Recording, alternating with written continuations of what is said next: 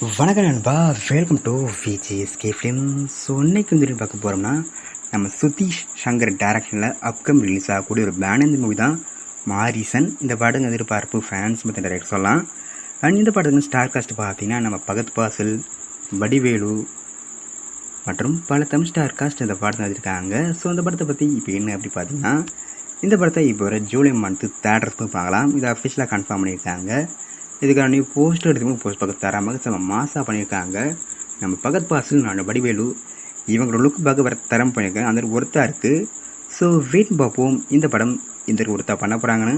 And இந்த படத்துக்கு music பார்த்தீங்கன்னா நம்ம யுவன் சங்கர் ராஜா இந்த படத்துக்கு மியூசிக் கம்போஸ் பண்ணியிருக்காராம்.